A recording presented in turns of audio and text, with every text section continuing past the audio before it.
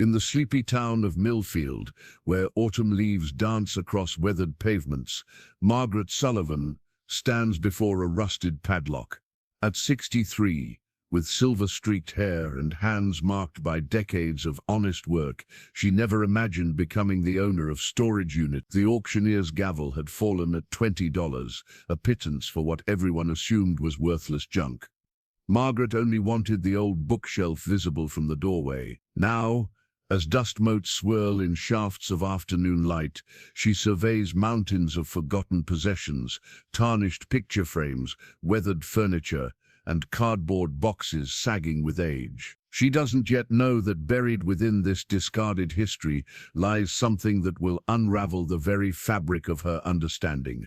What forgotten treasure waits among these abandoned memories that could possibly bring a woman of such quiet strength to tears? The bell above the door of Turning Pages chimed softly as Margaret flipped the sign to open.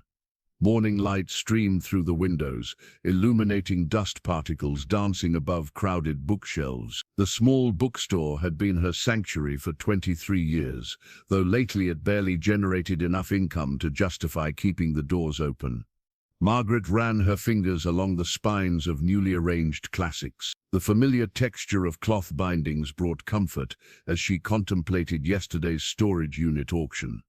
The faded family photograph on her desk caught her attention, its missing corner a constant reminder of something incomplete in her life. Another day, another dollar, she whispered to herself, an expression Thomas had used every morning before his passing. 5 years gone, yet his absence still created hollow spaces in her daily routine. The store phone rang, its shrill tone breaking her reverie. "Mum, it's Emily." Her daughter's voice carried the hurried cadence of city life. "Emily, what a lovely surprise." Margaret settled into her worn leather chair, tension creeping into her shoulders despite her genuinely pleased tone. "Just checking in. Have you thought more about my offer? Assisted living community has a waiting list, but I could pull some strings." Margaret's gaze drifted to the window, watching Mrs. Peterson walk her terrier across the street. "I'm perfectly capable of managing on my own, dear. The bookstore keeps me busy." "The bookstore barely keeps you afloat," Emily countered, her concern manifesting as criticism. "I worry about you rattling around in that big house alone." The conversation followed its familiar path. Emily's well-intentioned pressure, Margaret's gentle resistance. When they hung up, Margaret's chest felt tight with unspoken words. Their relationship had grown strained after Thomas died, when Emily had moved to the city, taking her ambitions and Margaret's only grandchild with her. The door chimed again. Doris Hemphill entered, carrying 2 coffee cups and a knowing smile. "I brought reinforcements," she announced, placing 1 cup on the counter. "Spill it. How was the auction?"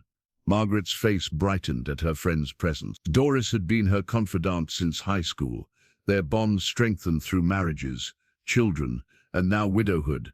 "I may have done something impulsive," Margaret admitted, accepting the coffee gratefully. "You? Impulsive? This I have to hear." "I bought a storage unit." Doris nearly choked on her coffee. "You what? Those places filled with other people's cast-offs?" Margaret described the auction, how she'd gone looking for affordable bookshelves and ended up with an entire unit of mysteries. "It was only $20, she justified. "I could see a nice bookcase just inside that would be perfect for the history section. So when do we explore this treasure trove?" Doris's eyes twinkled with adventure. "You want to help? Are you kidding? It's the most exciting thing to happen in Millfield since the mayor's toupee blew off during the 4th of July speech." Margaret laughed, a genuine laugh that surprised her with its freedom. Perhaps this impulse purchase would bring more than just a bookshelf into her life. The afternoon brought a handful of customers, mostly regulars.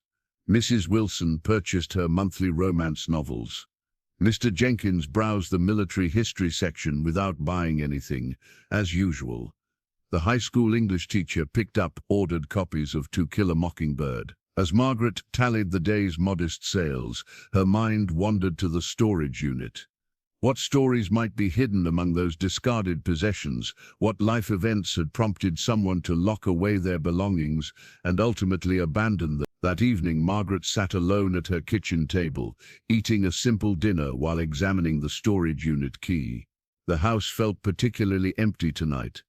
After Thomas died, she'd maintained their home meticulously, as if preserving it exactly as he remembered would somehow keep him close. The photograph with the missing corner sat propped against the salt shaker. Margaret, Thomas, and a 10-year-old Emily at the lake. The torn edge had always bothered Margaret. She couldn't remember why or when the corner had been removed, only that it had been that way for as long as she could recall. Tomorrow she would return to the storage unit with Doris. Tomorrow they would begin sorting through a stranger's abandoned life. Margaret placed her dishes in the sink and glanced once more at the family photo. "What would you think of my little adventure, Thomas?" she asked, the empty kitchen, already knowing he would have encouraged her curiosity. It was one of the things she had loved most about him. Morning sunlight cast long shadows across the gravel as Margaret parked her aging station wagon outside Millfield storage. She'd brought supplies, work gloves, empty boxes, cleaning rags, and 2 thermoses of coffee. Doris had called to cancel, something about her arthritis acting up, but Margaret decided to forge ahead alone. A stocky man in overalls approached as she gathered her supplies. "Need some help there, ma'am?" "I'm fine, thank you," Margaret replied, balancing a box of cleaning supplies. "You must be the lady who bought Unit 37. He extended a weathered hand. "Frank Pearson. I manage the place." Margaret shifted her load to shake his hand. "Margaret Sullivan. First-time storage buyer?" His kind eyes crinkled at the corners. "Is it that obvious?" Frank chuckled. "Most regulars bring a moving truck, not cleaning supplies. They grab the good stuff and leave the rest for me to deal with." "I'm not looking to resell anything," Margaret explained.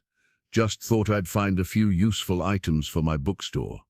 Frank walked alongside her to the unit. "Different approach. I like it." He helped her remove the padlock. "Holler if you need anything. I'm around all day." The rolling door protested as Margaret pushed it upward, releasing the musty scent of forgotten belongings. Dust particles danced in the shaft of light that now penetrated the darkness. For a moment she felt like an intruder disturbing a long silence. Where to begin? The visible bookshelf that had prompted her bid now seemed lost among mountains of boxes. Furniture draped in sheets and plastic bins stacked precariously. Margaret donned her gloves and decided to create a path inward first. An hour passed as she carefully moved smaller items, making mental categories: donate, keep, unsure. The bookshelf, upon closer inspection, was even more suitable than she'd hoped. Solid oak, with adjustable shelves. Behind a stack of boxes, something caught her eye: the distinctive curve of an old record player cabinet. Margaret carefully shifted the surrounding items and lifted its hinged top. A Crossley turntable lay inside, similar to the one her mother had owned decades ago. Her fingers traced the wooden cabinet, memories flooding back.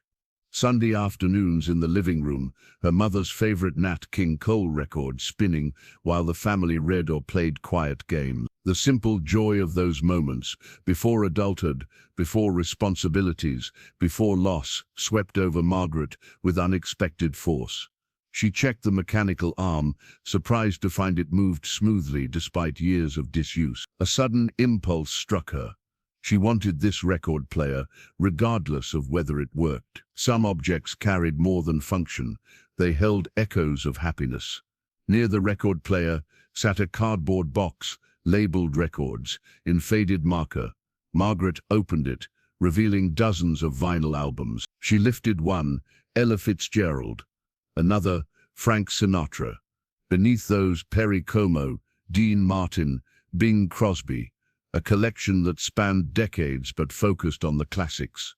Someone had good taste, she murmured, carefully examining each dust jacket. Margaret lost track of time as she sifted through the records, occasionally recognizing titles her mother had owned. She was startled when Frank appeared at the unit entrance. "Making progress?" he asked. noting the organized piles forming. "More than I expected," Margaret replied, gesturing toward her discoveries. "I found this beautiful record player. Reminds me of my childhood." Frank stepped inside, examining it. "That's a beauty, probably from the late 50s. They built things to last back then. Do you think it still works? Might need a new needle, but these old Crossleys are reliable. I could help load it into your car when you're ready." Margaret smiled gratefully. "I'd appreciate that, something about it just." She paused, searching for words. "Speaks to you?" Frank suggested. "Exactly." By late afternoon, Margaret had cleared enough space to reach the bookshelf. She'd also filled a box with smaller items to take home: the record player, select vinyl albums, a decorative tin box, and a few hardcover books. As Frank helped load the record player into her station wagon, he commented, "Most folks rush through these units. Nice to see someone taking time to appreciate the history." "Everything has a story," Margaret replied, "even discarded things." Driving home, Margaret glanced at the record player, secured in her back seat. She'd need to find space for it in her already crowded house. Emily would certainly disapprove of bringing more clutter home, but Margaret felt a connection to this object that transcended practical considerations. Tonight she would clean it carefully. Tomorrow, she'd return to continue sorting, curious what other forgotten treasures awaited discovery. For the first time in months, Margaret felt a spark of genuine excitement. This storage unit, initially purchased on impulse, was becoming something more meaningful, a mystery slowly revealing itself through artifacts of someone else's life. The record player occupied the corner of Margaret's living room, cleaned and polished to a soft gleam. She'd spent the evening wiping away decades of dust, oiling the mechanical parts, and gently restoring the wood with furniture polish. Its presence altered the room's energy, as if a piece that had always been missing had finally found its place. 3 days had passed since her first visit to the storage unit. Each day, Margaret spent hours sorting through possessions that told fragments of a stranger's story. Today had yielded an unexpected find that now sat on her kitchen table, a worn leather journal with no name inscribed. Margaret poured herself a cup of tea, settled into her chair, and opened the journal carefully. The handwriting inside, neat with distinctive loops on the lowercase letters, struck a chord of familiarity she couldn't place. Dates spanning the 1960s marked entries that read more like coded messages than personal reflections. April 17th, 1964, Riverbrook. The creek beneath the old willow. Another piece of my heart left behind, Riverbrook. Margaret's teacup paused midway to her lips. That was her hometown, the place where she'd grown up, some 200 miles west of Millfield. A coincidence, surely. Riverbrook wasn't a large place, but it wasn't insignificant either. She continued reading, finding more references that caused her pulse to quicken. December 3rd, 1964, Main Street covered in Christmas lights, watched from a distance as they celebrated without knowing. June 8th, 1965, Riverbrook Elementary graduation day. She wore blue ribbons in her hair. My precious secret kept safe another year. Margaret's hand trembled slightly as she turned the pages. The entries continued through 1969, each a cryptic snapshot mentioning Riverbrook landmarks she recognized from her childhood: the covered bridge, Simmons' drugstore, the town square gazebo. Most unsettling were the occasional mentions of what seemed to be observations of a child. A girl, always from a distance, always with a tone of longing and loss. The writer never identified themselves or the child by name, only through pronouns and veiled references. Margaret calculated mentally. During the years covered in the journal, she would have been between 7 and 12 years old. A chill ran through her as an unwelcome thought formed. Could these entries be about her? No, that was absurd. She was letting her imagination run wild. Still, something about the handwriting nagged at her. She retrieved an old birthday card from Thomas, comparing the penmanship. No match. She found an old note from her mother, then one from her father. Neither matched the distinctive style. The evening deepened into night as Margaret pored over the journal, searching for any concrete names or identifiable details. Near the back, she discovered a small envelope tucked between pages. Inside was a faded receipt from Grayson's Hardware in Riverbrook, dated July 1965. The purchaser had paid for house paint and brushes. Margaret remembered that summer. Her parents had repainted their modest two-story home a soft yellow color. Her father had complained about the cost, but her mother had insisted on brightening the place up. Was this their receipt? Had the journal's writer somehow obtained it? She closed the journal, disturbed by the questions it raised. If she were being logical, she'd acknowledge that Riverbrook, while not a major city, had thousands of residents during those years. The journal could refer to any family, any child. Yet the coincidences felt too specific, too aligned with her own childhood. Margaret checked the clock, nearly midnight. She'd need to open the bookstore in the morning, but sleep seemed unlikely now.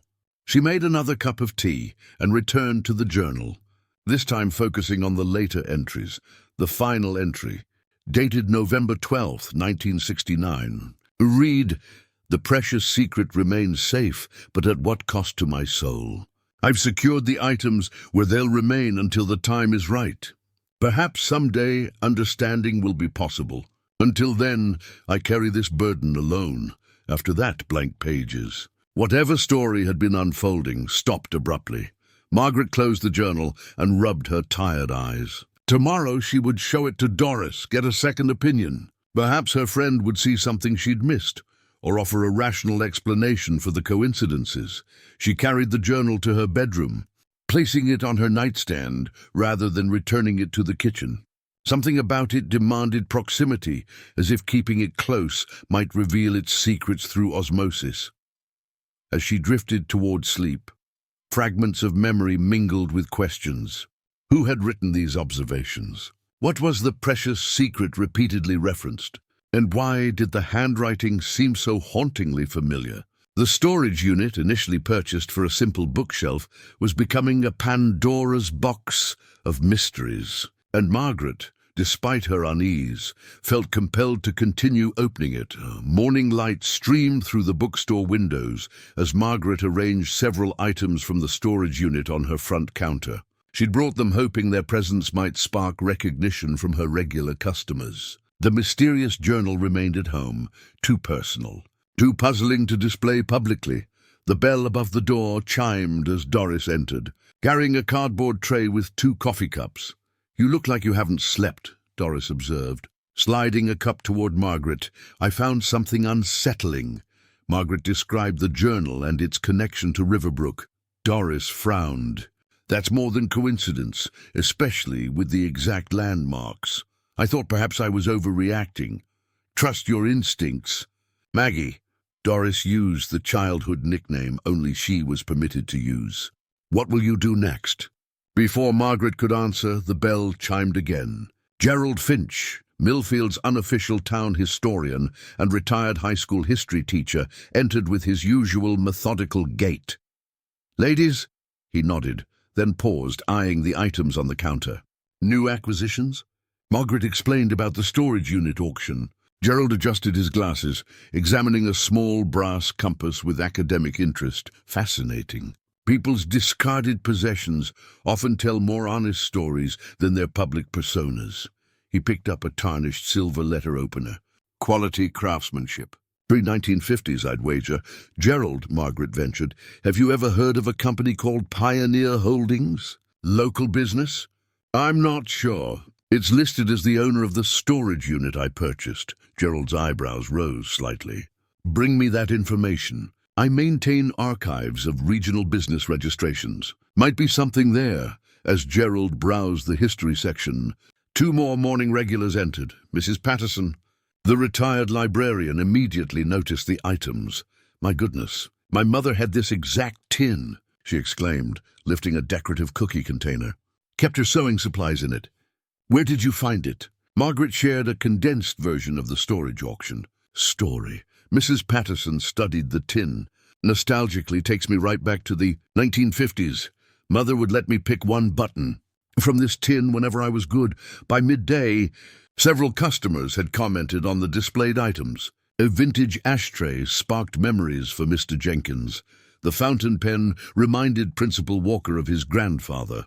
Each reaction reinforced that these objects weren't just forgotten junk. They were memory vessels, connections to shared experiences. When the lunch lull arrived, Margaret retrieved a faded map she'd discovered in the unit, a detailed rendering of Riverbrook from what appeared to be the mid-1960s. She spread it carefully on the counter as Gerald returned with several books. "This might interest you," she said, pointing to the map. Gerald set his selections aside, immediately intrigued. "Riverbrook? That's your hometown, isn't it?" "Yes, this was in the storage unit." His fingers traced the street layout. "Beautifully preserved. Look at the detail. They've marked every business, church, even the creek paths." He paused at several circled locations. "Interesting." Someone marked specific spots. Margaret leaned closer, recognizing the circles matched locations mentioned in the journal: the elementary school, the covered bridge, the town park. A chill ran through her. "Gerald, could you check your records for Pioneer Holdings? And maybe help me learn who rented that storage unit originally?" He nodded thoughtfully. "County records might have more information. Business registrations, property deeds. I'm heading to the county seat tomorrow for research. I could look while I'm there. I'd be grateful." After Gerald left with his purchases and promise of help, Margaret called Frank at the storage facility. "Records on 37? Frank's voice crackled through the phone. "Let me check. Been paid automatically for years. Contact info just shows Pioneer Holdings with a P.O. box that's probably defunct. Payment stopped 3 months ago, which is why it went to auction. No individual name. Not that I can see. Sorry, I can't be more help." Margaret thanked him and hung up, more puzzled than before. Why would a company rent a unit filled with personal belongings? The P.O. box suggested someone wanted anonymity.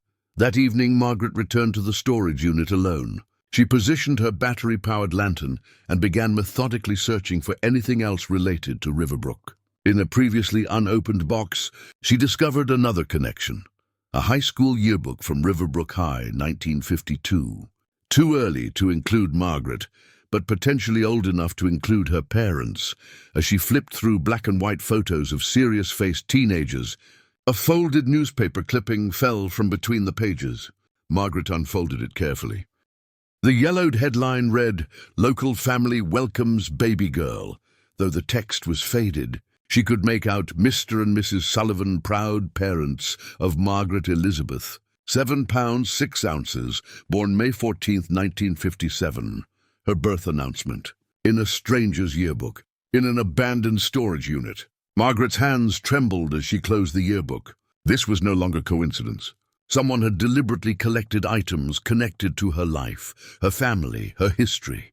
The question was no longer if there was a connection, but what that connection meant, and why it had been hidden in an anonymous storage unit for decades. The shrill ring of the telephone pierced the quiet evening. Margaret set aside the yearbook she'd been examining and reached for the old rotary phone on her kitchen wall, a relic she'd refused to replace, despite Emily's frequent suggestions. "Hello? Mom, it's me." Emily's voice carried its familiar note of barely concealed impatience. "I've been trying your cell for hours." Margaret glanced at her seldom-used mobile phone, its battery likely dead again. "Sorry, dear. I've been busy at the bookstore. Mrs. Hendricks called me. She's worried about you, of course." Helen Hendricks, neighborhood busybody, had probably reported seeing Margaret carrying junk from her car. "I'm perfectly fine," Margaret assured her daughter. "Just bringing home a few things from that storage unit." A heavy sigh traveled through the phone line. "Mom, please tell me you're not filling the house with some stranger's discards. They're not discards, they're—" Margaret paused, unsure how to explain the growing significance of these items. "There's something unusual about this unit. The contents seem connected to our family somehow." "Connected how?" Emily's tone sharpened with skepticism. "I found a journal with references to Riverbrook during my childhood years. And today I discovered my birth announcement in a yearbook from the unit." Silence stretched between them before Emily spoke again, her voice gentler. "Mom, are you sleeping enough? This sounds concerning." Margaret felt a flare of frustration. I'm not imagining things, Emily. Someone collected these items deliberately. That's what worries me. Have you considered this might be someone with unhealthy interests? Maybe even dangerous? It doesn't feel threatening. It feels, Margaret searched for the right word, personal. Like whoever collected these things cared deeply. That's textbook stalking behavior. Emily's voice rose. First Dad dies, then you refuse to consider assisted living. Now you're bringing home mysterious items connected to your past from an abandoned storage unit. Can you hear how this sounds? The accusation stung. Margaret gripped the phone tighter. I'm not being reckless, Emily. Gerald Finch is helping me research the company that owned the unit. The history teacher. Mom, this isn't one of your mystery novels. If you're finding personal items, you should call the police. And tell them what? That I legally purchased a storage unit that happens to contain memorabilia from Riverbrook. There's no crime here. Another silence, heavier than the last. When Emily spoke again, her voice was controlled. I'm worried about you. Living alone in that big house, working in that barely profitable bookstore, and now this obsession. It's not an obsession. It's curiosity. Have you told Uncle Robert about any of this? Margaret hesitated. She hadn't spoken to her older brother in months. His memory problems had worsened over the past few years, making conversations increasingly difficult. No, not yet. Maybe you should. If this involves family history, he might know something. It was a reasonable suggestion, which irritated Margaret simply because it came from her daughter during this tense conversation. Perhaps I will. Listen. Emily's tone softened slightly. The quarterly review at work finishes next week. I could come visit for a weekend, help you sort through this stuff properly. The offer surprised Margaret. Emily hadn't voluntarily visited in over a year.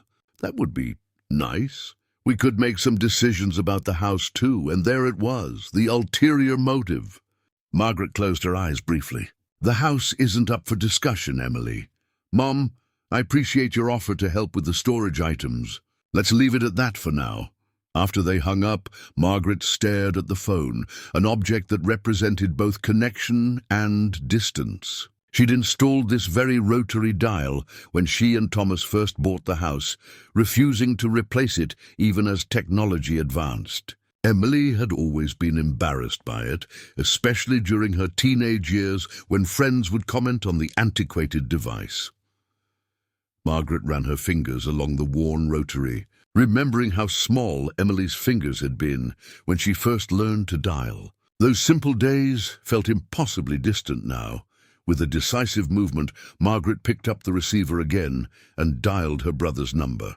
Each digit required a full rotation of the dial, giving her time to consider her approach.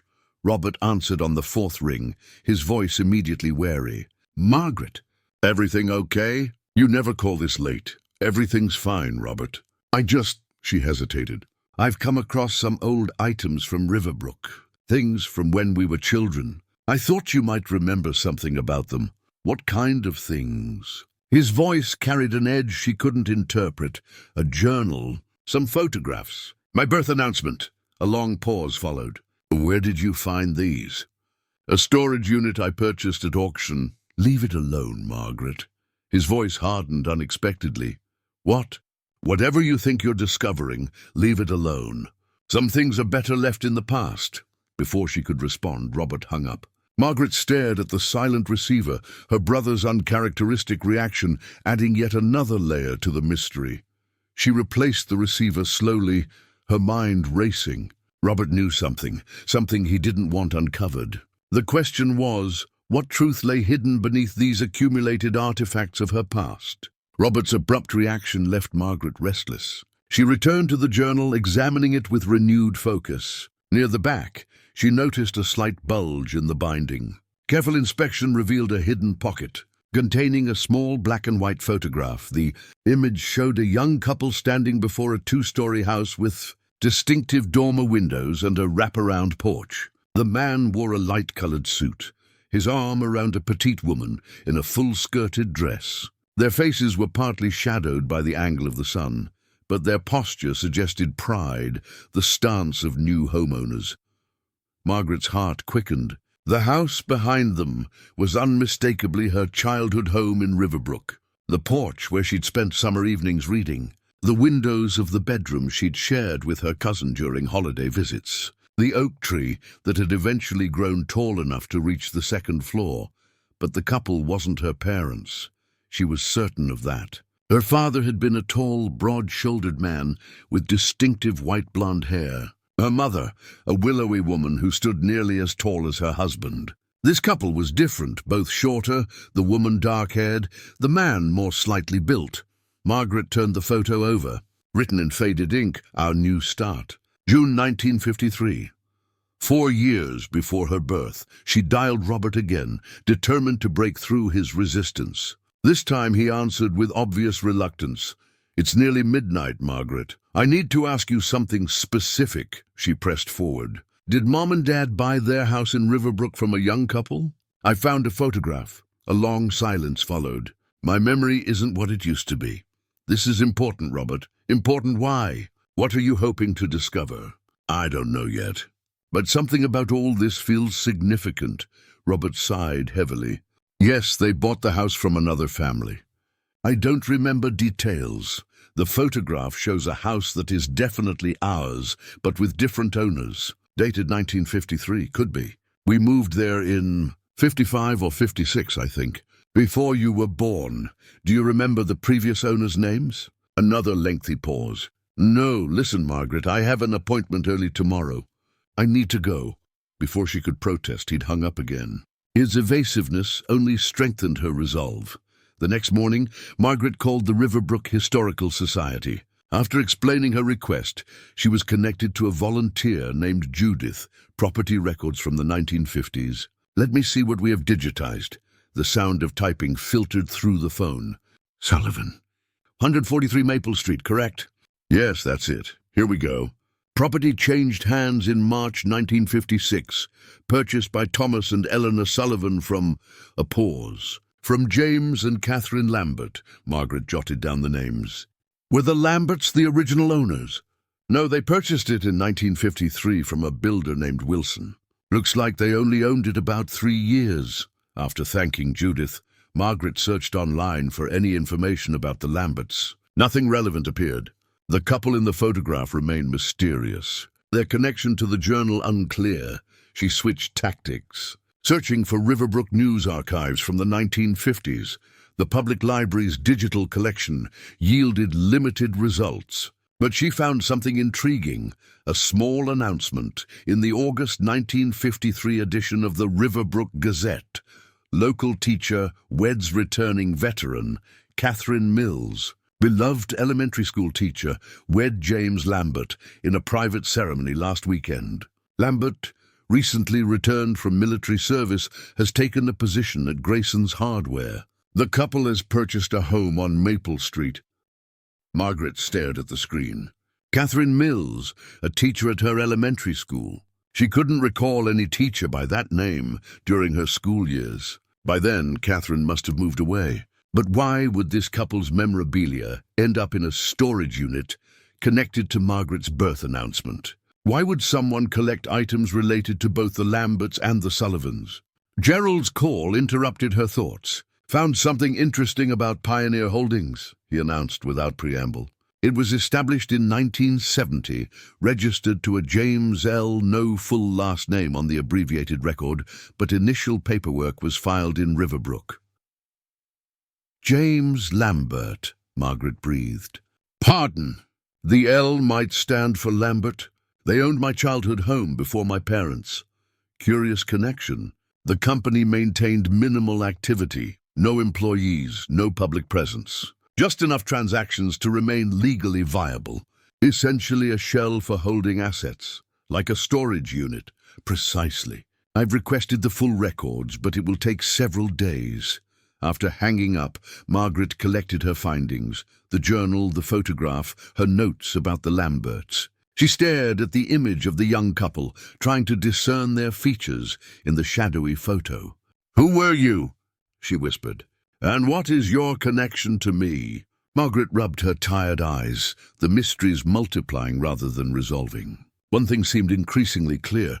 The contents of the storage unit represented a deliberate collection spanning decades, preserved by James Lambert through Pioneer Holdings until payments stopped 3 months ago. The timing suggested Lambert had likely passed away, his careful preservation of these connections finally ending. But the most crucial question remained unanswered. Why had he maintained this collection at all? What secret lay at the heart of this mystery that even her brother seemed reluctant to acknowledge? Rain tapped gently against the kitchen windows as Margaret prepared a fresh pot of tea. She'd invited Doris over specifically to share her discoveries, needing her friend's level-headed perspective. The antique teapot set, another find from the storage unit, seemed fitting for the occasion. Its delicate blue flowers and gold trim spoke of special occasions and intimate conversations. The doorbell rang just as Margaret arranged shortbread cookies on a plate that matched the teapot. "You look like you haven't slept in days," Doris announced as she shook raindrops from her umbrella. "Is it that obvious?" Margaret attempted a smile, only to someone who's known you since we passed notes in Miss Peterson's class. Doris hung her coat and followed Margaret to the kitchen. "Oh, using the fancy china. This must be serious."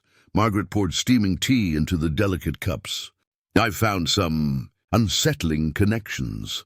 Over the next half hour, she shared everything: the journal, the photograph, the Lamberts, Robert's strange reaction, Gerald's discovery about Pioneer Holdings. Doris listened attentively, asking occasional clarifying questions, but mostly allowing Margaret to unfold the mystery chronologically.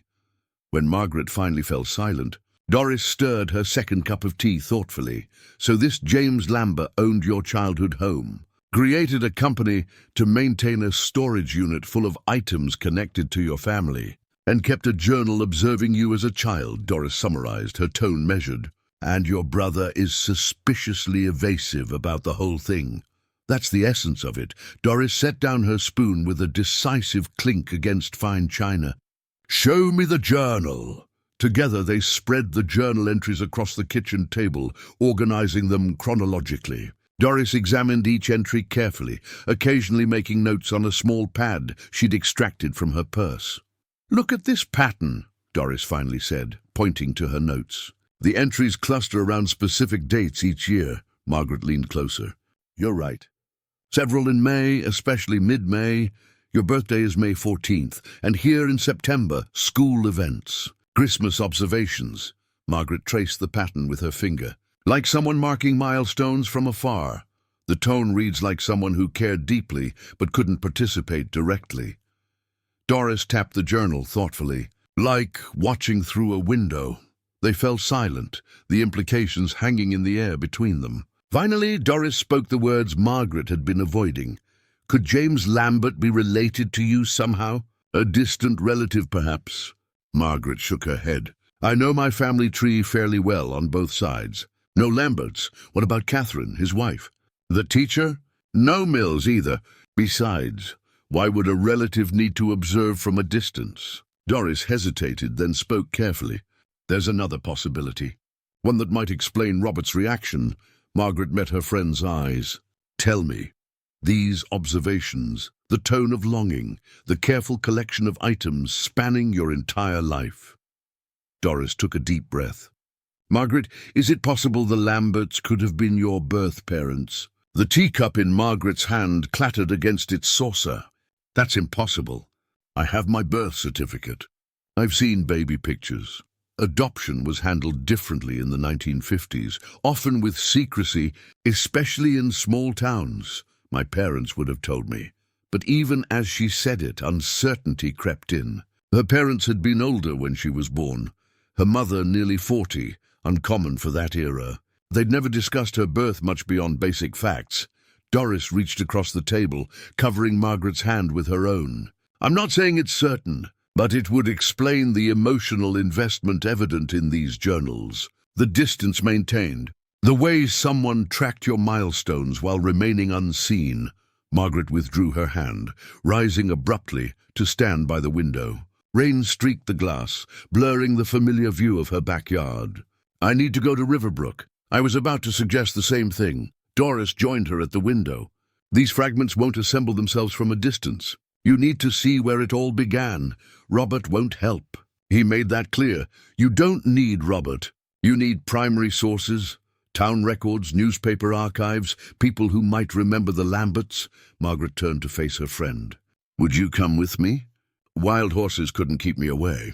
Besides, who better to help than a retired librarian with an obsession for detail? Doris smiled. When do we leave? This weekend? The decisiveness in her own voice surprised Margaret. Pack comfortable shoes and bring the journal. We'll play detective like we always talked about in high school. After Doris left, Margaret carefully washed the teapot set, her thoughts swirling like the soapy water in the sink. The possibility Doris had raised seemed simultaneously impossible and illuminating, a key that might unlock every mysterious door. She placed the teapot on her china cabinet shelf, suddenly recalling something. Her mother had owned a similar set but never used it. It had remained displayed behind glass, too precious for everyday use. Margaret had always assumed it was a family heirloom, but her mother had never explicitly said so. How many other assumptions about her life might be similarly unfounded? The thought sent a shiver through her that had nothing to do with the rain-chilled air. That night, Margaret began packing for Riverbrook, folding clothes into the same suitcase she'd used for decades. The familiar action felt different now, not just a journey to her hometown, but a journey back in time, potentially to a truth that had been hidden her entire life. The welcome sign to Riverbrook appeared around the bend, its faded paint and carved wooden border exactly as Margaret remembered. Population Fawn 217, it proclaimed, though Margaret suspected that number hadn't been updated in decades. Beside her in the passenger seat, Doris lowered her road map. Still looks the same, Doris observed, peering through the windshield at the approaching town. Smaller, somehow. Margaret slowed as they entered the main street.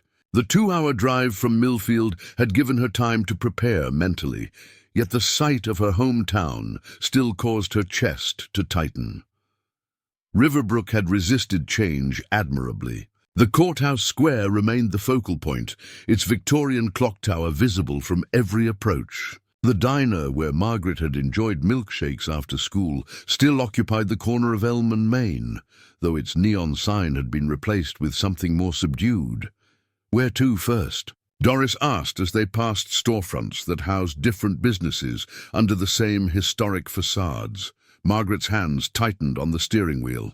My old house. I need to see it before anything else. Muscle memory guided her through familiar streets until she turned onto Maple, parking across from number 143. The 2-story house looked smaller than in her memories, but remained essentially unchanged. White clapboard with green shutters. Wraparound porch, dormer windows punctuating the sloped roof. It's occupied, Doris noted, indicating a child's bicycle leaning against the porch steps. Margaret nodded, her throat suddenly dry. She reached into her purse and withdrew a small brass key she'd found in the storage unit days earlier. Its tag, written in the same handwriting as the journal, read simply "Home." Do you think? Doris began, eyeing the key. Probably not. It's been nearly 40 years. But Margaret slipped the key into her pocket nonetheless. They approached the front door. Climbing the same porch steps Margaret had ascended thousands of times throughout her childhood. The doorbell's chime had changed, an electronic tone, replacing the mechanical bell she remembered. A woman in her 30s answered, a toddler balanced on her hip. Can I help you? I'm sorry to intrude, Margaret began.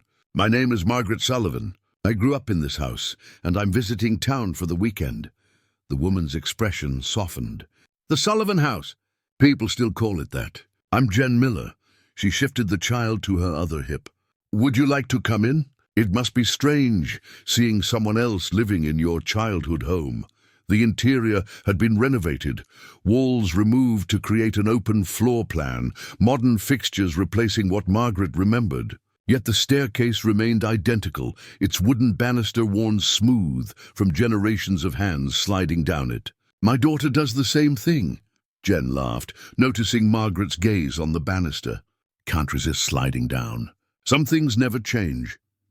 As Jen gave them a tour, Margaret explained a sanitized version of her search, looking into family history, reconnecting with her hometown. When they reached the kitchen, she gathered her courage.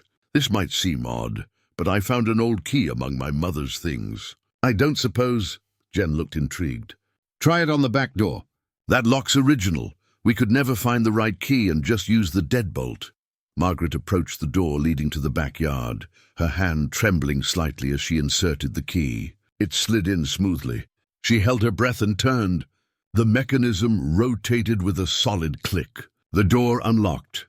"Well, I'll be," Jen exclaimed. "After all these years."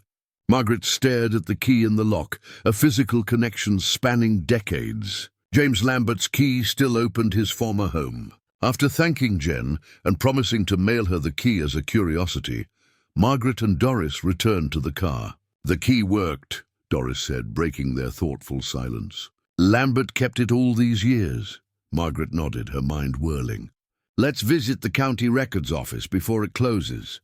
The records office occupied the courthouse basement, its fluorescent lighting casting a harsh glow over filing cabinets and microfilm readers. The clerk, a bored-looking man in his 50s, barely glanced up from his computer.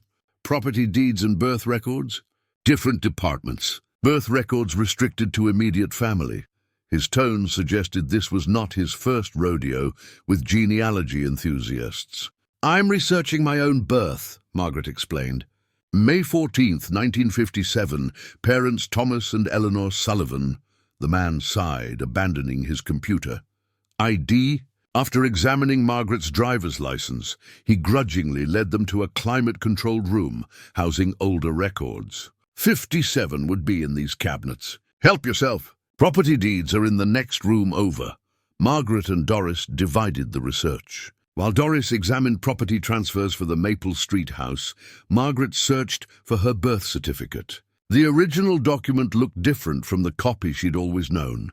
More detailed, with signatures she'd never seen before. Hospital, Riverbrook General. Attending physician, Dr. Howard Wells. But the parents were indeed listed as Thomas and Eleanor Sullivan. Margaret photographed the certificate with her phone, then joined Doris in the property records room. "Found the transfers," Doris reported. "Lambert to Sullivan, March 1956. But here's something interesting. The Lamberts moved to a smaller house just 3 blocks away." "They didn't leave Riverbrook. They stayed all that time." Doris nodded. "According to these records, they owned that second house until 1970, when Pioneer Holdings was formed. The company's first asset was that house." The implications settled over Margaret like a heavy blanket. The Lamberts had remained in Riverbrook throughout her childhood, living just blocks away, watching from a distance as documented in the journal. As they left the courthouse, the setting sun cast long shadows across the town square. Margaret paused, looking toward the spire of Riverbrook Community Church, where she'd attended Sunday school. "We should check church records tomorrow," she said quietly. "If there's a truth to uncover, traces might be there." "Margaret," Doris hesitated. "Are you prepared for what we might find?" Margaret considered the question, watching as the town's automatic streetlights flickered on against the deepening dusk.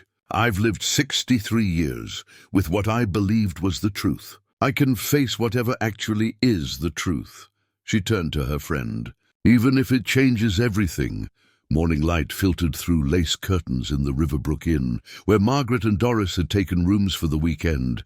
Margaret sat at a small desk, examining an old wooden desk she'd brought from the storage unit. Gerald had helped load it into her car before their departure, intrigued by its craftsmanship. 19th century writing desk, he'd noted. Likely had hidden compartments for valuables. People didn't trust banks much back then. Margaret's fingers now explored the desk's surface, pressing various panels and moldings. A quiet click rewarded her persistence. A small drawer popped out from beneath what appeared to be solid wood. Inside lay a folded document. Margaret carefully opened it, the paper fragile with age. Her breath caught a birth certificate. Not hers, or at least not the one she'd viewed yesterday at the records office. This one, dated May 14th, 1957, listed different parents, James and Catherine Lambert. The child's name, Margaret Elizabeth Lambert. The document appeared official, with the same hospital and doctor as the birth certificate she'd always known. Yet it contradicted her entire understanding of her origins. A knock at her door broke her stunned paralysis. Doris entered, already dressed for the day's investigations. "You look like you've seen a ghost," Doris observed, approaching cautiously. Wordlessly, Margaret handed her the document. Doris examined it, then sat heavily on the edge of the bed. 2 birth certificates for the same child, same date, same hospital. Doris looked up. One must be amended, but which one? And why? Margaret's voice sounded distant to her own ears. Closed adoptions were common then. Records would be sealed. New birth certificates issued, with adoptive parents listed as birth parents. But why would the Lamberts keep this original? And why watch me from afar if they'd willingly given me up? Doris shook her head. "We need more information." "What's our plan for today?" Margaret gathered her composure with visible effort. "Church records first. Then I want to visit my brother. You think he'll talk to you now? He may not have a choice." The Riverbrook Community Church stood, as it always had, its white steeple reaching skyward against the morning blue. Inside, the sanctuary remained largely unchanged: polished wooden pews, stained glass filtering coloured light across the aisle where Margaret had once walked as a flower girl in her cousin's wedding. The church secretary, a grandmotherly woman named Mrs. Winters, greeted them warmly when they explained their research. "Family history? We've kept meticulous records since 1872. She led them to a small room off the main office. "Birth records, baptisms, weddings, funerals, all here. Though some of the older volumes are quite fragile." She helped them locate the correct ledgers for the 1950s, then left them alone among the church's paper memories. Margaret found her own baptism, recorded in careful script. Margaret Elizabeth Sullivan. Baptized June 30th, 1957, parents Thomas and Eleanor Sullivan. But her attention was drawn to an earlier entry on the same page: Catherine Mills and James Lambert, with August 15th, 1953. The church had married the Lamberts, confirming the newspaper announcement she'd found earlier.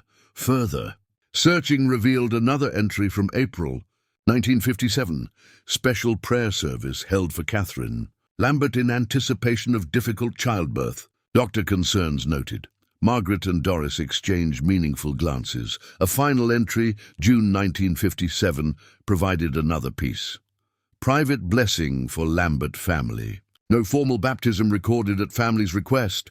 A blessing for their child, but no baptism on record, Doris murmured, as if the child wasn't in their custody. They spent another hour searching subsequent records, but found no further mention of a Lambert child. The couple appeared occasionally for Christmas services and community events until 1970, when they disappeared from church records entirely. As they left the church, Margaret's phone rang. "Gerald Finch. I found something crucial," he announced without preamble. County hospital records from 1957.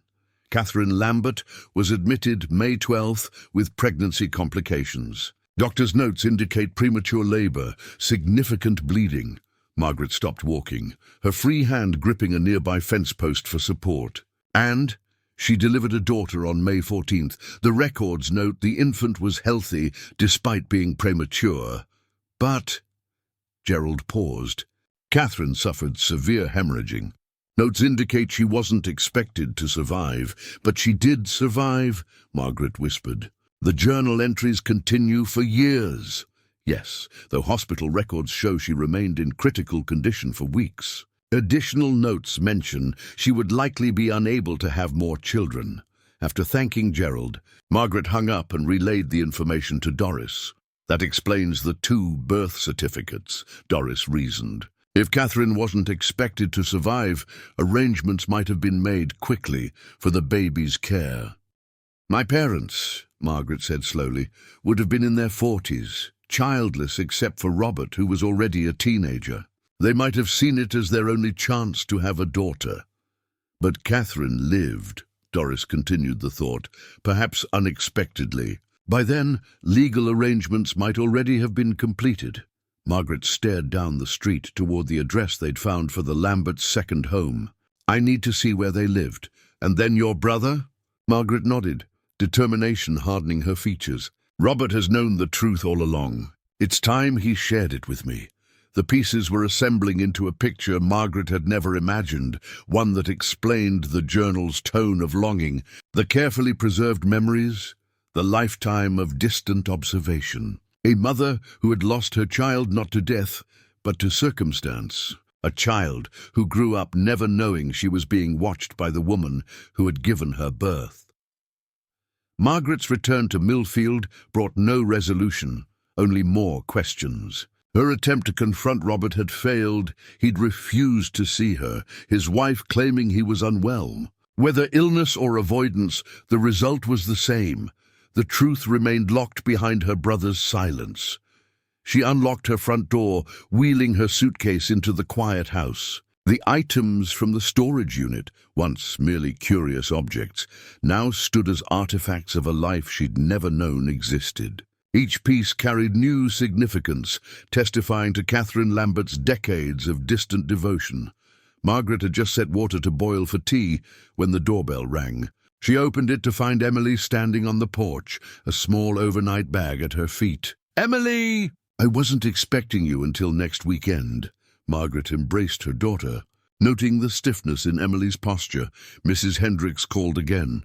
Emily stepped inside, her critical gaze sweeping the living room where storage items now occupied most available surfaces. "She said you'd been gone all weekend, and she was worried. I went to Riverbrook with Doris. I left a note on Mrs. Hendricks' door. But she must not have seen it." Emily set her bag down with deliberate care. "Mum, this is exactly what concerns me. Impromptu road trips, filling your house with—" She gestured at the collection of items. "All of this. It's not what it looks like." Margaret led her daughter to the kitchen, where the kettle was beginning to whistle. "These things aren't random. They're connected to something important." "Connected how?" Emily accepted the offered tea with skepticism written across her features. Margaret took a deep breath. "I've discovered something about my birth, about who I am." She explained everything: the journal, the Lamberts, the dual birth certificates, the hospital records, the church entries. Emily listened without interrupting, her expression shifting from skepticism to shock. "You believe you were adopted?" Emily finally asked, her voice softened. "That these Lamberts were your biological parents?" "All evidence points to it. Catherine Lambert nearly died giving birth to me. Somehow I ended up with the Sullivans. But why wouldn't Grandma and Grandpa have told you?" "That's what I need to ask Robert.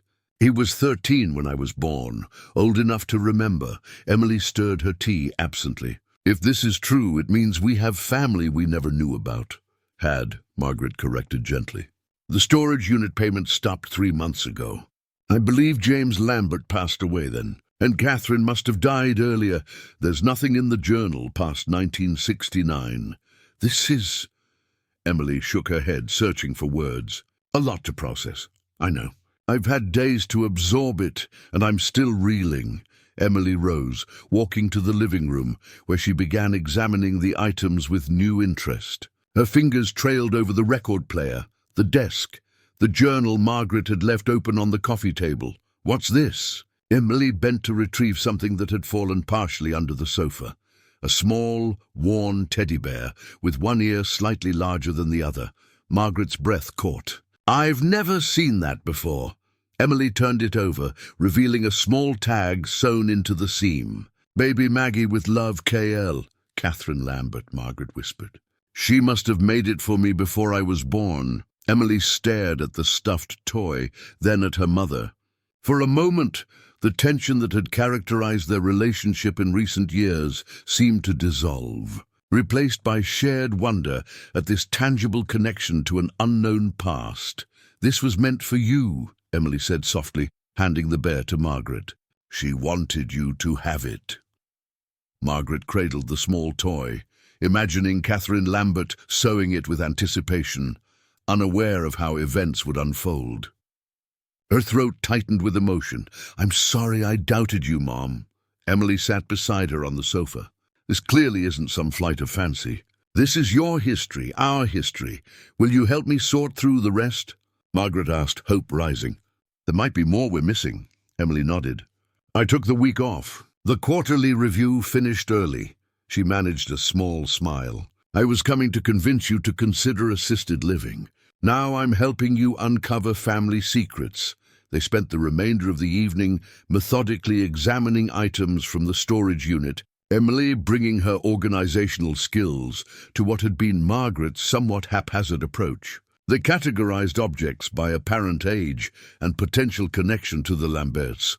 We should create a timeline, Emily suggested, her corporate training emerging. Track what we know happened when.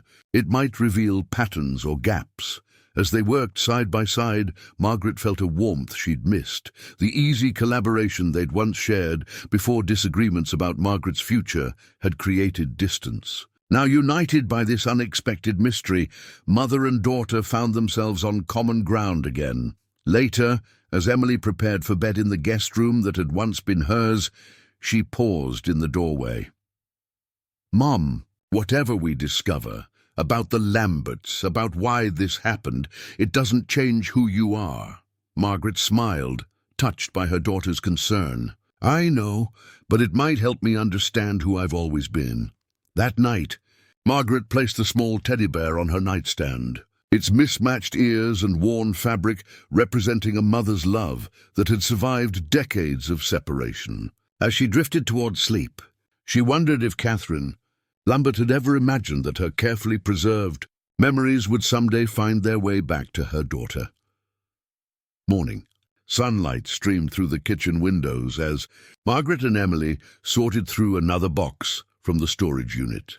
3 days of methodical investigation had yielded numerous connections, but no definitive explanation for how Margaret had gone from the Lamberts to the Sullivans. This feels different, Emily noted, lifting a wooden box with a hinged lid. Unlike other containers they'd found, this one had been carefully crafted, its surface polished to a warm gleam. Margaret watched as her daughter opened it, revealing bundles of letters tied with faded ribbon. The paper had yellowed with age, but the handwriting remained crisp and legible. They're dated, Emily said, examining the top envelope. October 1957, 5 months after you were born. With careful fingers, Margaret untied the first bundle and removed a letter from its envelope. The handwriting matched the journal entries. Catherine Lambert's distinctive script, "My dearest James," Margaret read aloud, her voice catching. Another night spent staring at her empty crib. The doctor says my melancholy is expected, that time will heal what medicine cannot. But how does one recover from losing a child who isn't dead but merely out of reach? I saw Eleanor Sullivan in town today, push in the carriage. Our daughter looked well, plump-cheeked and bright-eyed. I hid in the pharmacy until they passed. Was this truly the only way? Emily's expression softened. She was heartbroken. Margaret continued through the letters chronologically.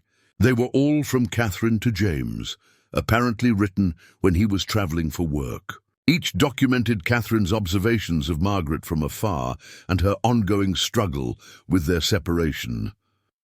A letter from 1958 revealed a crucial piece of information. I know we agreed never to speak of the arrangement, that the legal adoption was best for everyone, given my health and our circumstances. But some days I wonder if we made the right decision. The Sullivans are good people. I see how Thomas dotes on her, how carefully Eleanor watches over her. Yet they are not us.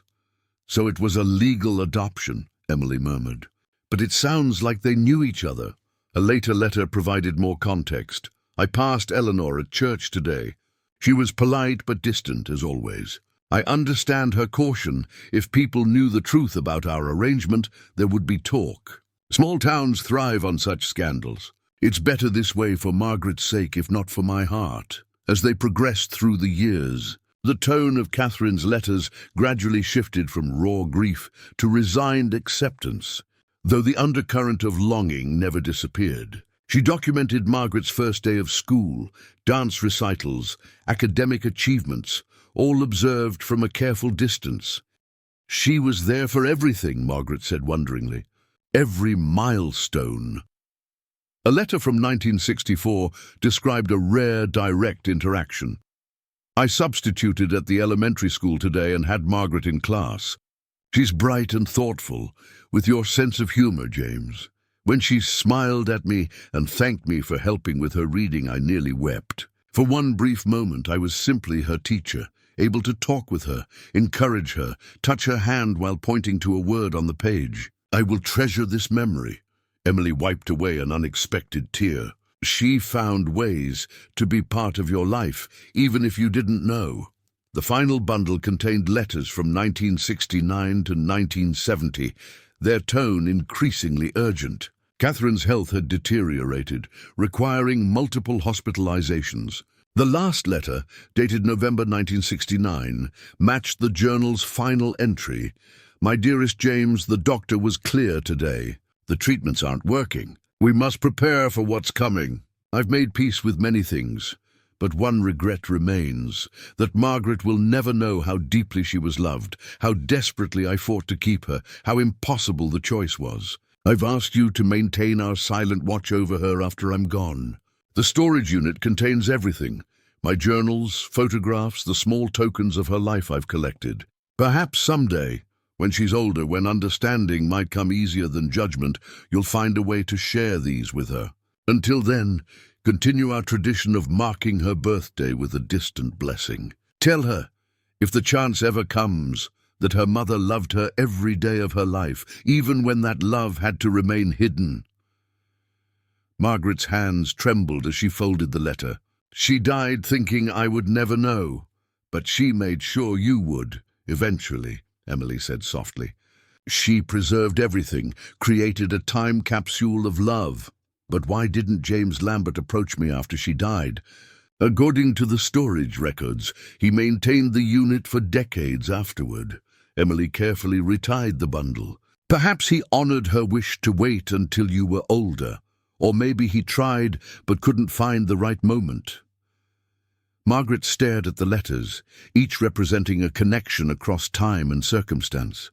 There's still something missing, why the adoption happened at all. Catherine mentions her health and their circumstances, but never explains. "The answer might be in the storage unit," Emily suggested.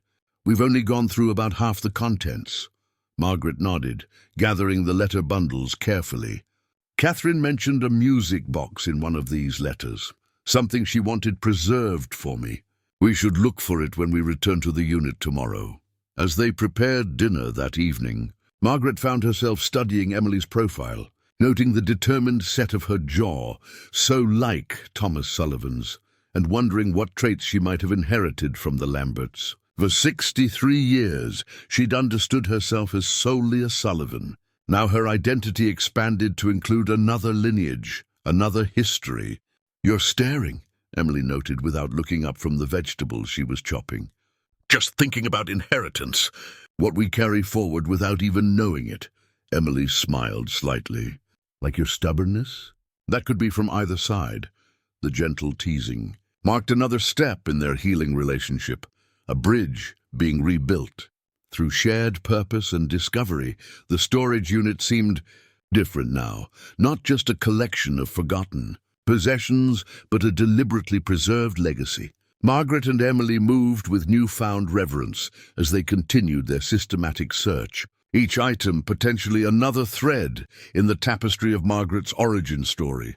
Catherine mentioned the music box was hidden where only James would think to look, Emily recalled, referencing the letter they'd read the previous evening. Any ideas what that might mean? Margaret surveyed the remaining unexplored areas. James was a hardware store employee, then owner. He'd understand construction, hidden spaces.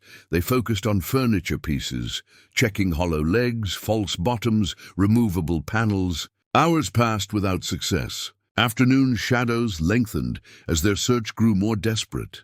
"Let's take a step back," Margaret suggested, rubbing her tired eyes. "If I were hiding something precious, something that contained vital information, you'd put it inside something else," Emily finished. Something that wouldn't attract attention. Their gaze fell simultaneously on a large steamer trunk they'd previously catalogued but not thoroughly examined. Its battered exterior had suggested it contained only old clothing or linens. Together they emptied the trunk, removing carefully folded quilts, yellowed lace curtains, and winter coats with outdated styling. At the bottom lay what appeared to be a small wooden crate.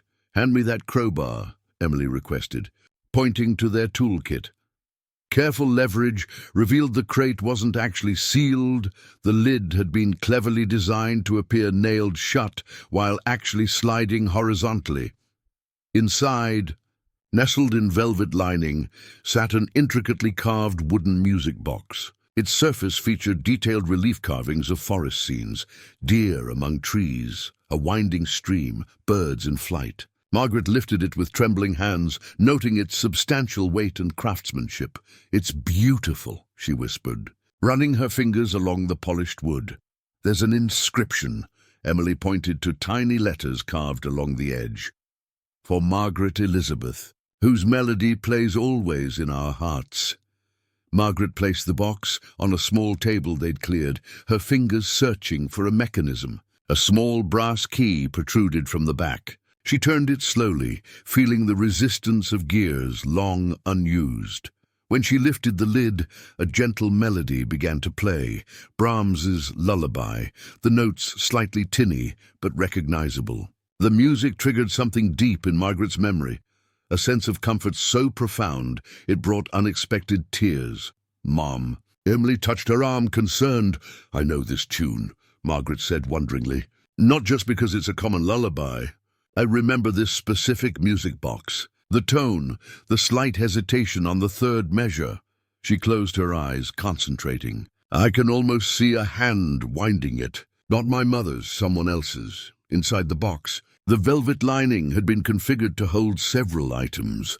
A silver baby rattle, a tiny pair of hand-knitted booties, a lock of infant hair tied with blue ribbon, and most significantly, a sealed envelope and what appeared to be an audio cassette. Margaret opened the envelope first, revealing photographs she'd never seen. Catherine Lambert holding a newborn, her expression radiant, despite obvious exhaustion. James Lambert bending over a hospital bassinet, one finger clasped in a tiny hand. The three of them together, a perfect family portrait that had existed for mere days or weeks before being fractured. "That's you," Emily said softly, pointing to the infant. "You have the same dimple even now when you smile." Beneath the photographs lay a formal document, a settlement agreement between James and Catherine Lambert and Thomas and Eleanor Sullivan, dated June 1957, regarding the legal adoption of Margaret Elizabeth Lambert. The terms stipulated complete confidentiality, generous financial compensation to the Lamberts, and most surprisingly provisions for Catherine Lambert to remain in Riverbrook with the right to observe her daughter from a respectful distance. "They sold me?" Margaret's voice broke. "No," Emily studied the document more carefully. "This reads more like a surrender under duress. Look at these clauses. They're trying to preserve some connection while giving you up." The cassette tape bore a handwritten label, "For Margaret, when you're ready." They exchanged glances, both recognizing its likely significance. "Frank might have a player at the storage office," Margaret said. Her voice steadier than she felt, the facility manager proved helpful once again, producing not only a functioning cassette player, but offering them the privacy of his small office. With the door closed, Margaret placed the tape in the machine, pressed play, and held her breath. A woman's voice emerged from the small speaker, soft, cultured with a hint of a southern accent. "My darling Margaret, if you're listening to this, you've found your way back to us, at least in spirit. I'm Catherine Lambert, your first mother. There's so much to explain, so many years of silence to account for. I've asked James to preserve everything for you, hoping someday you might want to know the truth. The music box you found was meant to be yours from birth. I played it beside your crib during those precious few weeks we had together." Margaret and Emily sat motionless, Hands clasped as Catherine Lambert's voice bridged decades to deliver the message she'd recorded in her final months. Knowing it might be the only chance to speak directly to the daughter she'd surrendered but never stopped loving. Catherine Lambert's voice filled the small office, each word carefully measured as if she had rehearsed this message countless times. The truth is complicated, as truth often is. Your father and I married in 1953, full of dreams. We bought our first house on Maple Street, the house where you were meant to grow up. James worked at Grayson's Hardware, while I taught second grade at Riverbrook Elementary. We wanted children immediately, but month after month brought disappointment. Margaret sat perfectly still, absorbing the voice of the woman who had given her life. In late 1956, after nearly giving up hope, we discovered I was pregnant. The joy was indescribable. But early on, doctors identified concerns. My blood pressure, complications from a childhood illness. They recommended terminating the pregnancy. We refused. Catherine's voice wavered briefly before regaining composure. You were born 5 weeks early, after a difficult labor. The doctors didn't expect either of us to survive, but you proved stronger than anyone anticipated. I, however, suffered severe hemorrhaging. The next weeks remain largely blank in my memory. Blood transfusions, surgeries, infections. James said I hovered between life and death. Emily reached for Margaret's hand, squeezing gently as the recording continued. During this time, James faced impossible choices. My parents had passed years earlier. His family couldn't help. He was trying to work, pay mounting medical bills, and care for a newborn alone. The Sullivans attended our church. Eleanor had suffered multiple miscarriages. They offered to help temporarily with you, just until I recovered. A pause, filled with audible breath. But I didn't recover quickly. Complications mounted. By the time I was stable enough to come home, nearly 6 weeks had passed. You had bonded with Eleanor. The Sullivans had fallen in love with you. And the doctors delivered their final blow.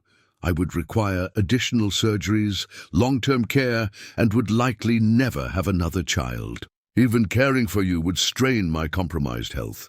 Catherine's voice grew softer, more intimate. The Sullivans made an offer that seemed both cruel and merciful. They would legally adopt you, providing the stable home and constant care I couldn't guarantee. They would remain in Riverbrook, allowing me some distant connection to your life. And they would pay for my ongoing medical treatments, a considerable expense we couldn't manage otherwise.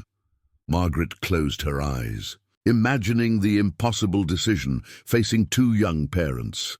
James opposed it initially, determined we could manage somehow. But my health deteriorated again. The choice became stark. Risk both of us trying to care for you in poverty or ensure you had stability and I had necessary treatment. We chose your security over our happiness. The tape hissed quietly during a long pause. The legal agreement included strict confidentiality. Riverbrook was small. If people knew the truth, you would be subject to gossip, perhaps even ostracism. The Sullivans demanded complete authority as your parents. Their only concession was allowing us to remain in Riverbrook. Though we agreed to minimal contact and absolute discretion, Catherine's voice strengthened, as if approaching the heart of what she needed to convey. I want you to know this wasn't abandonment.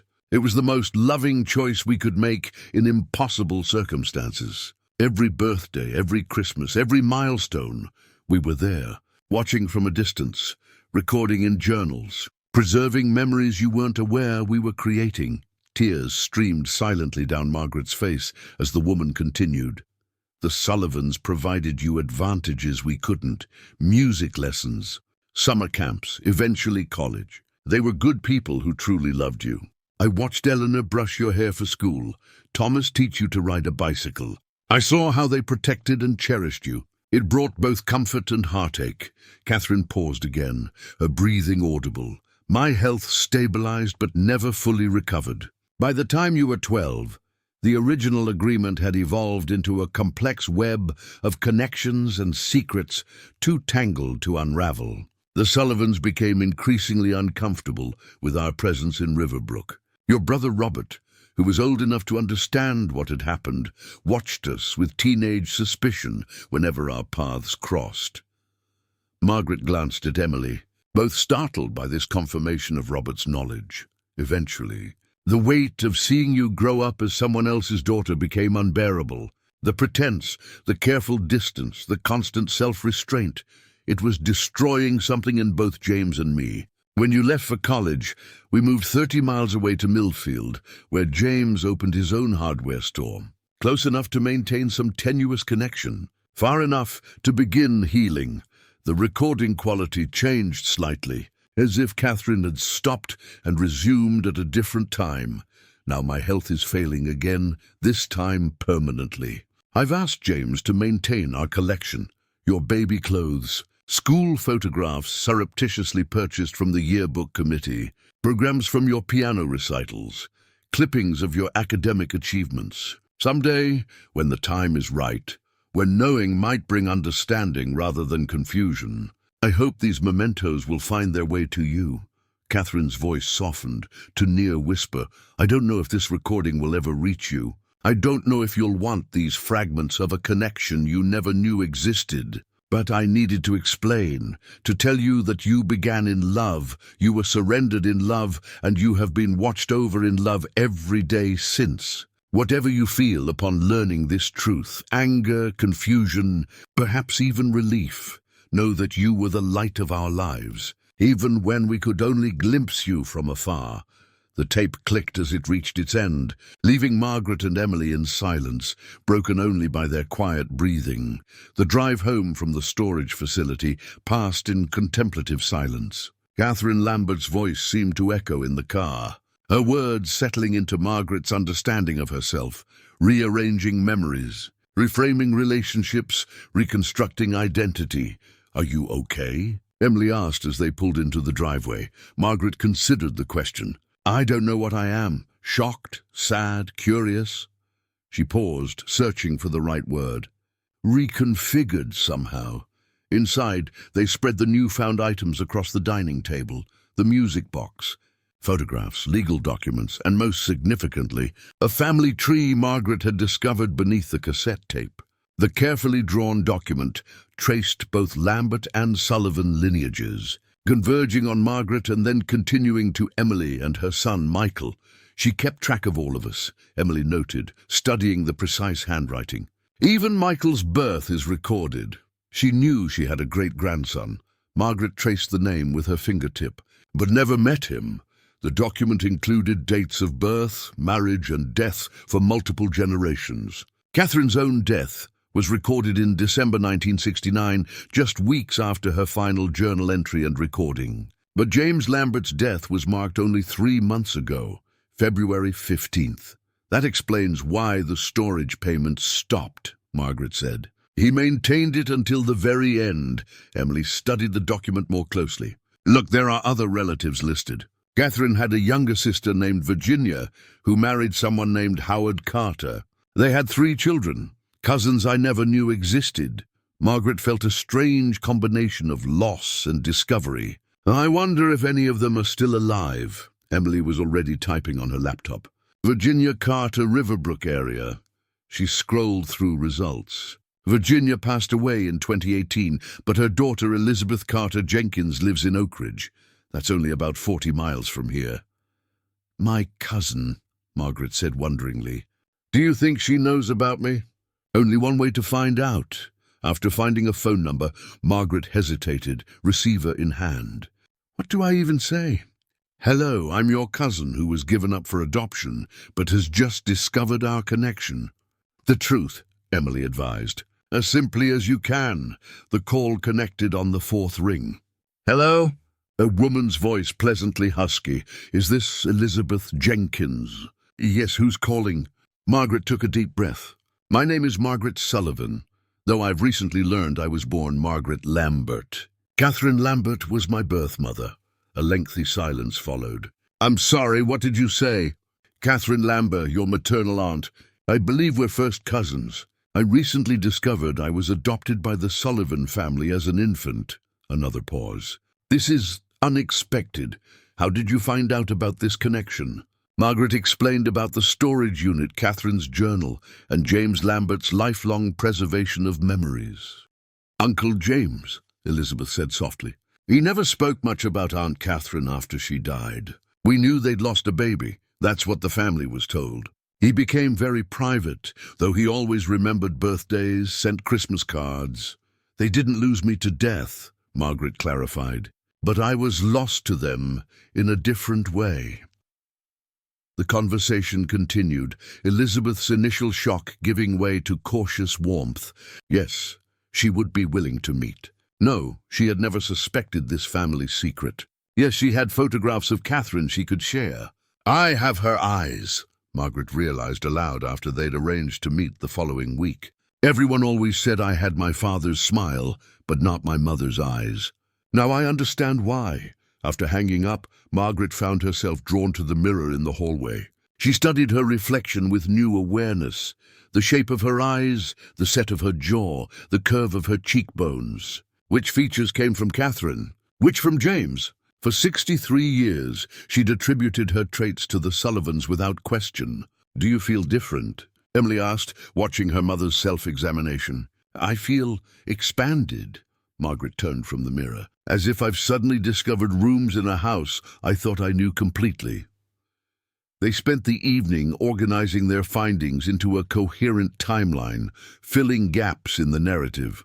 James Lambert had continued to operate his hardware store in Millfield until retiring in the late 1980s. He had lived alone after Catherine's death, never remarrying. The Sullivans had maintained the secret throughout their lives, Eleanor passing in 1998, Thomas following in 2006. "I visited their graves just last month," Margaret noted. "Brought fresh flowers, told them about Michael's science fair project. Do you regret that?" "Now that you know." Margaret considered the question carefully. "No, they raised me, loved me, gave me a good life. The circumstances were complicated, but their affection was genuine." A photograph caught Margaret's attention, Catherine in her early 20s, standing before a classroom of children. Her smile radiated warmth and patience. "She would have been a wonderful mother," Margaret said softly. "She was," Emily replied, "just not in the way she'd hoped." As night fell, Margaret found herself unable to sleep, too many thoughts tumbling through her mind. She slipped from bed and returned to the dining room, where the items from the music box remained displayed. Lifting the silver baby rattle, she gave it a gentle shake, listening to the soft sound that Catherine might have used to soothe her in those brief weeks they'd had together. The rattle's tarnished surface caught the moonlight filtering through the window. Somewhere between its delicate chime and the shadows of night, Margaret began to reconcile the woman. She'd always been with the child who had begun life as Margaret Elizabeth Lambert. The Oak Ridge Community Center had the benign functionality of most such. Buildings, beige walls, practical furniture, fluorescent lighting that flattened everyone's complexion. Margaret and Emily arrived early, arranging photographs and documents on a corner table away from other visitors. "Are you nervous?" Emily asked, noticing her mother's hands trembling slightly as she adjusted Catherine's journal for the third time. "Terrified," Margaret admitted. "What if she doesn't see any family resemblance? What if this is all somehow a misunderstanding?" The door opened, and Margaret immediately knew there was no misunderstanding. The woman who entered, trim, silver-haired, with a purposeful stride, had the same distinctive eye shape that Margaret saw in her own mirror. Elizabeth Jenkins paused in the entryway, scanning the room until her gaze locked with Margaret's. Something passed between them, recognition that transcended their status as strangers. "Margaret," Elizabeth approached, carrying a large canvas tote bag. Though in her early 60s, she moved with the energy of someone younger. "Elizabeth." Margaret rose. Unsure of the appropriate greeting for a newly discovered cousin, Elizabeth solved the dilemma by embracing her. "I would have known you anywhere. You look so much like Aunt Catherine." The simple statement brought unexpected tears to Margaret's eyes. She introduced Emily, and the three women settled at the table, an air of cautious wonder surrounding their meeting. I brought everything I could find related to Aunt Catherine and Uncle James. Elizabeth began, unpacking her tote. She set a folded quilt on the table with particular care. This seems most important. Aunt Catherine made it before you were born. Margaret touched the quilt reverently. Each square featured a different pattern, some geometric, others depicting stylized houses, trees, and animals. The craftsmanship was exquisite, the fabric faded but still vibrant in places. She was known for her quilting, Elizabeth explained. This one tells a family story. See these squares? They represent the Lambert family farm, where my mother and Catherine grew up. These show their schoolhouse, the church where she married Uncle James, their first home. The one on Maple Street, Margaret murmured. Elizabeth nodded. After Aunt Catherine died, Uncle James gave this to my mother for safekeeping. She always said it was meant for the daughter they lost.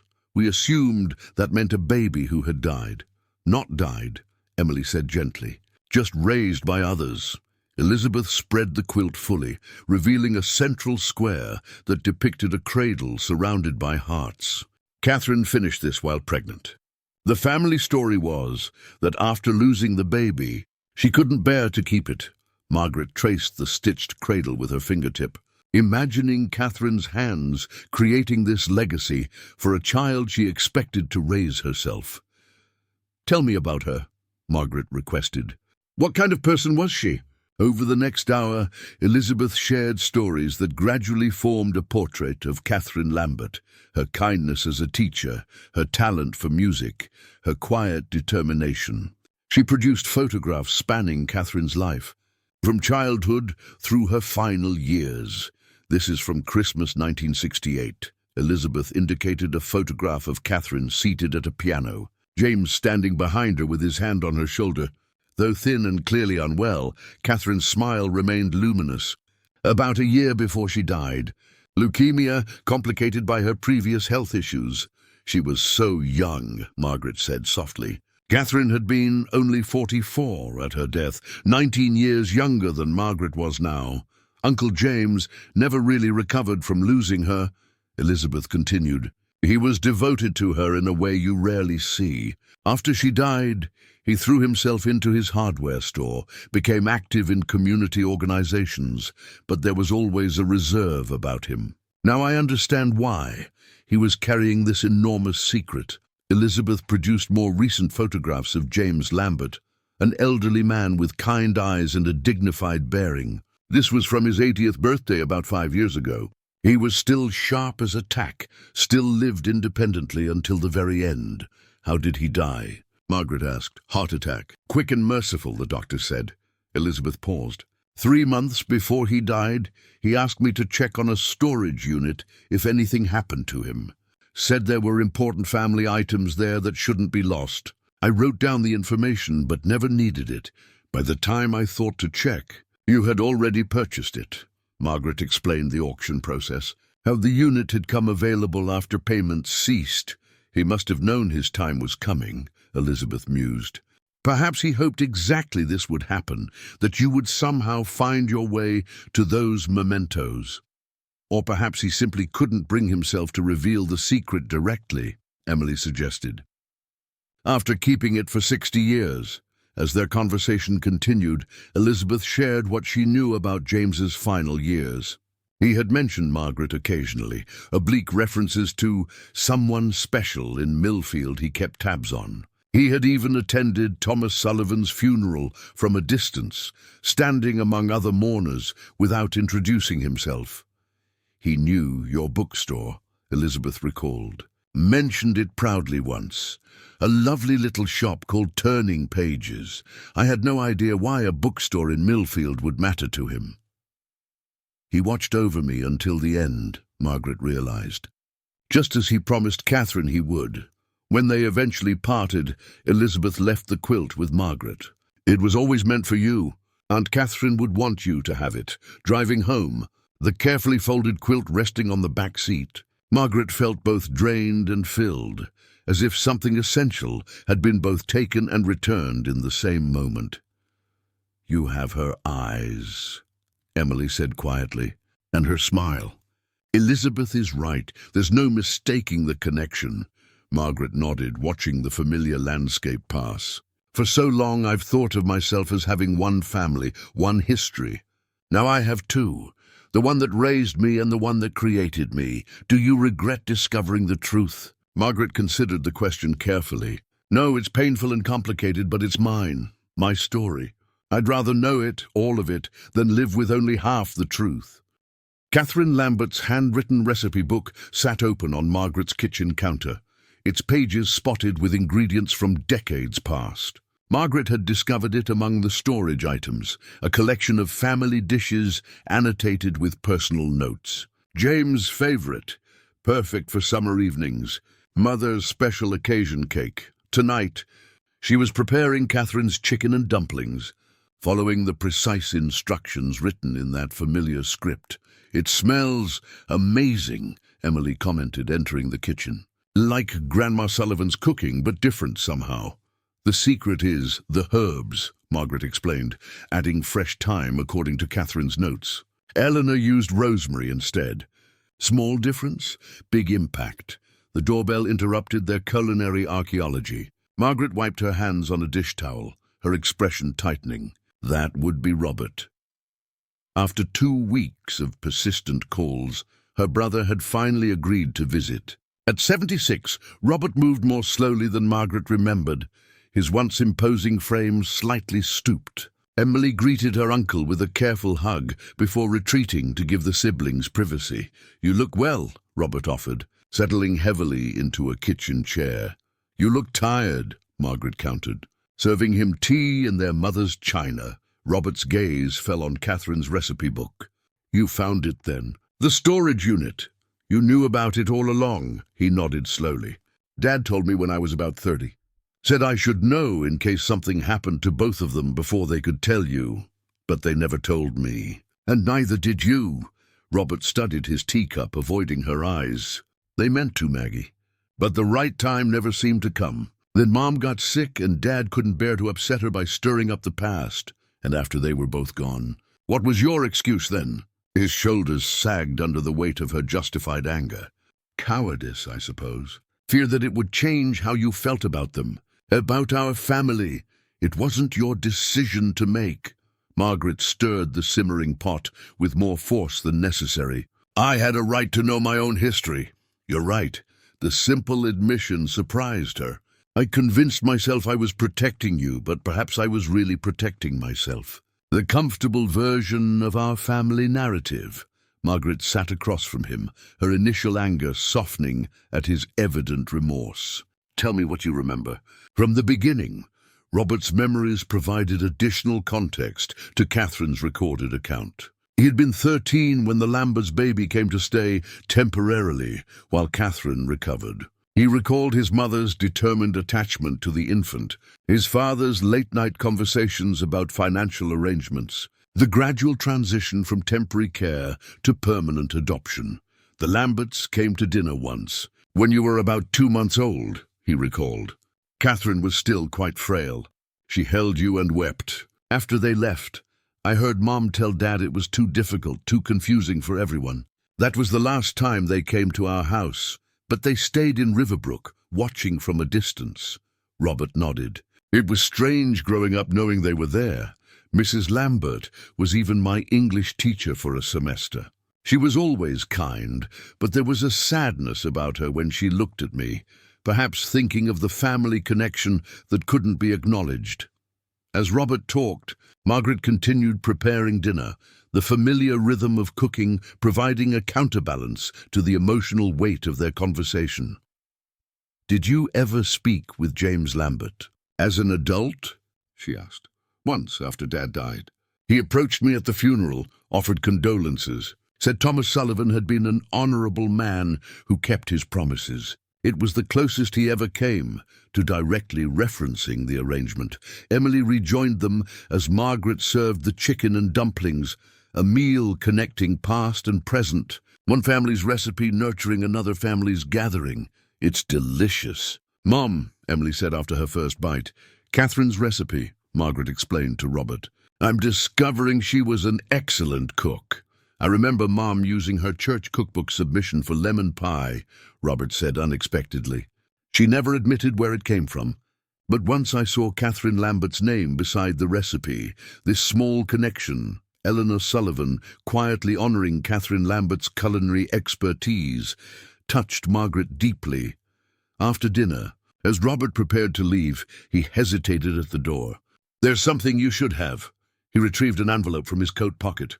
"I found it among Dad's papers after he died. Never could bring myself to destroy it, but couldn't give it to you either."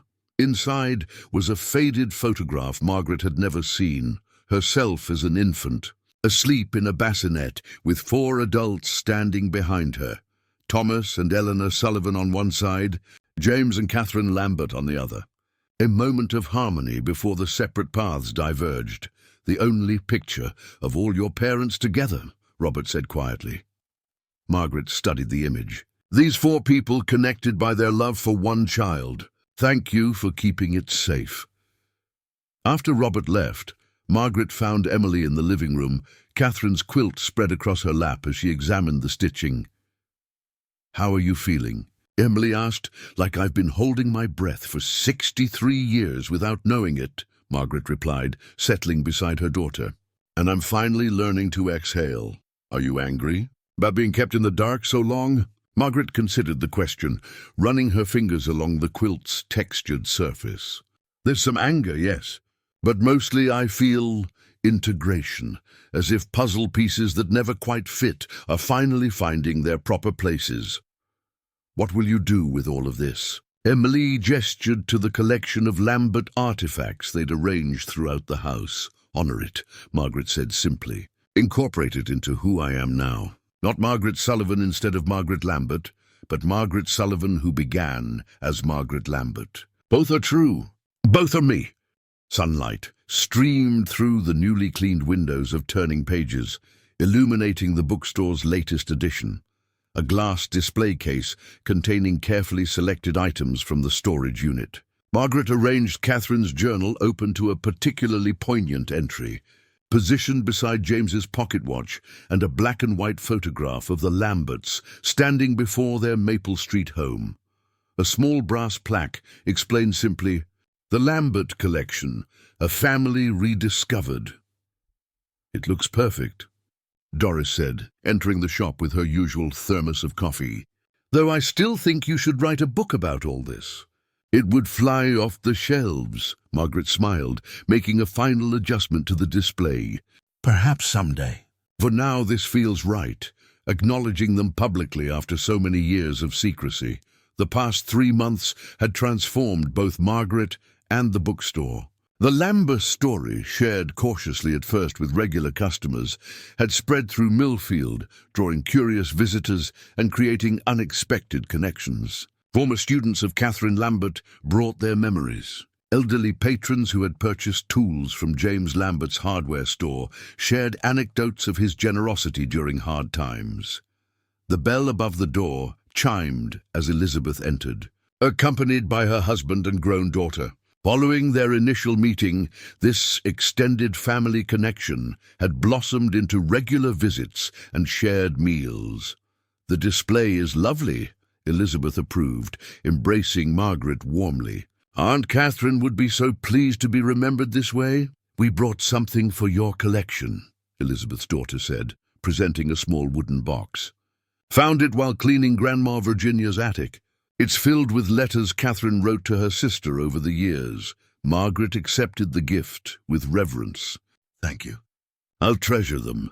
As the morning progressed, the bookstore filled with people gathered for the occasion Margaret had carefully planned. Emily arrived with her son Michael, now a lanky teenager, fascinated by his newly discovered ancestry. Robert came despite his arthritis, accompanied by his daughter Susan, who had driven from 3 states away to witness this family reconciliation. At 11 o'clock, Margaret clinked a spoon against her teacup, drawing everyone's attention. "Thank you all for coming today. What began as an impulsive bid at a storage auction has become a journey of discovery that has enriched my life beyond measure." She gestured to the memory box she'd created, a beautiful wooden chest containing selected treasures from both sides of her family. This box holds my complete history, Sullivan and Lambert, both essential to who I am. She opened the box, revealing the carefully preserved contents: Catherine's baby rattle beside Eleanor's handkerchief, Thomas's fountain pen alongside James's pocket knife, photographs of both couples in their youth. For 63 years, I lived with half my story untold. Now standing before both sides of my family, those connected by blood and those connected by law and love, I feel complete in a way I never knew was possible. Emily stepped forward, placing an arm around her mother's shoulders. Mom has decided to expand the bookstore's offerings to include a section dedicated to family histories and genealogical research. The Lambert collection will be its centerpiece, helping others explore their own origins. The gathering transformed into an impromptu family reunion, with conversations flowing between previously separated branches of Margaret's extended family. Robert, initially reserved, gradually engaged with Elizabeth's family, exchanging stories about the Lamberts from different perspectives. Later, as the celebration continued, Margaret slipped away briefly to the small office at the back of the store. From her desk drawer, she removed the 2 birth certificates, Sullivan and Lambert, and placed them side by side in a dual frame. Both true, both part of her. Emily found her there, contemplative amid the day's joy. "Everything okay?" she asked, perching on the edge of the desk. "Better than okay," Margaret assured her. "I was just thinking about how unexpected turns can lead us exactly where we need to go. That storage unit could have gone to anyone at the auction, but it didn't," Emily said. "It found its way to you." James Lambert made sure of that. His final act of love, preserving everything until I was ready to find it. They returned to the gathering, where Michael was showing Robert how to use a tablet to view digitized versions of the Lambert photographs. Susan and Elizabeth's daughter were discovering shared interests despite having just met. The artificial boundaries that had separated these family branches for decades were dissolving through simple human connection. As evening approached, Margaret stood in the doorway of her bookstore, watching her expanded family dispersing with promises to gather again soon. The weight of secrets had lifted, replaced by the lighter burden of nurturing these new relationships. Doris lingered, helping to tidy the remnants of the celebration. "You know," she observed, "most people your age are downsizing, simplifying their lives. You've gone and complicated yours tremendously." Margaret laughed, the sound unburdened and genuine. "Not complicated, completed. All those years, I never knew I was searching for something. But part of me must have been. Why else would I have felt so drawn to that storage unit? Some connections transcend understanding," Doris said, embracing her oldest friend before departing. Alone in the quiet shop, Margaret approached the Lambert display once more. The journal entry visible under glass contained words Catherine had written decades ago. "Someday, perhaps, understanding will come. Until then, I hold fast to hope." "It came," Margaret whispered to the woman who had given her life. "The understanding came?"